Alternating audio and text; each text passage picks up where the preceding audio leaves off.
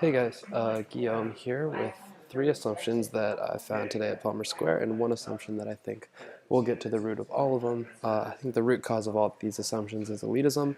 Palmer Square is very much designed to be a bubble for the very affluent and a little bit of a capitalist playground.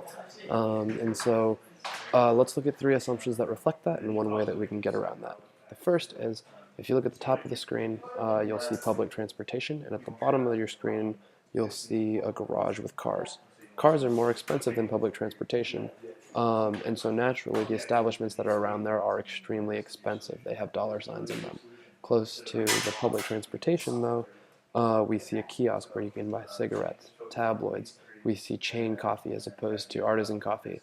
It's very much two separate populations based on how they get to Palmer Square and what they're interested in when they get there. And so that's an initial set of segregation. Another is that there are cops everywhere. This is an area with something to protect, and the elitism makes it very much a target for places like Trenton. And my working theory is that these cops are there as a deterrent, because they're definitely not getting paid to sit around giving parking tickets and checking meters all day.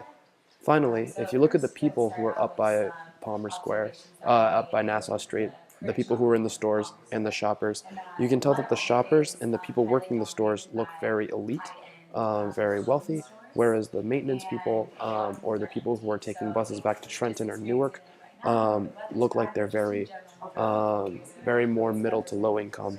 And that's a significant change.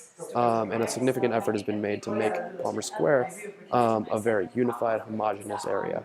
Finally, in terms of a solution, I think if we brought in a CVS or a Burger King, anything where it's cheap and it's a necessity, that would break the bubble of elitism and make Palmer Square much more of an experience for everyone as opposed to just the very wealthy.